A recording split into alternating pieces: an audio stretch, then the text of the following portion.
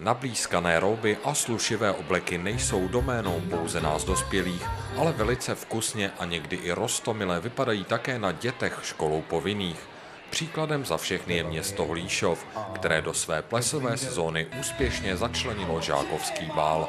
Letos se tomu tak stalo již po 8. v řadě. Žákovský ples je jednou z významných událostí v plesové sezóně. Jsme spokojení, stalo se to tradicí naší školy, protože je to taková každoroční příležitost, kdy se vlastně setkají všechny strany, to znamená žáci, rodiče, učitelé, ale také zřizovatel vidí vlastně, jaká je činnost školy i mimo výuku. Samotný program žákovského plesu je každoročně pojat v odlišném tématickém duchu.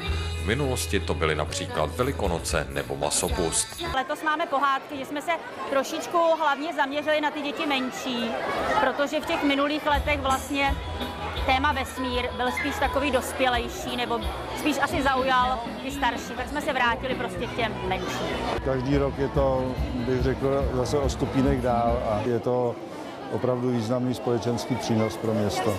A diváci, kterých bylo letos snad úplně nejvíce ze všech dosavadních ročníků, se dozajista bavili i tentokrát. V hlavní roli, jak už se stalo pravidlem, se objevili žáci holíšovské školy, kteří dle jednotlivých ročníků předvedli svá poctivě nacvičená čísla.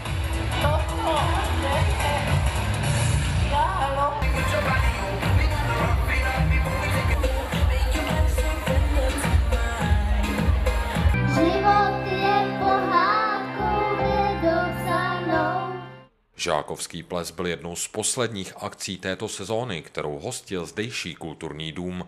Na léto tohoto roku se totiž chystá jeho rozsáhlá rekonstrukce a modernizace. Je to poměrně náročná investice, řádově kolem 20 milionů. Je to spojený s rekonstrukcí jak budovy, tak i toho okolí, toho parteru, kdyby jsme chtěli tu obrovskou hmotu toho kulturního domu trochu odlehčit. Díky, přátelé.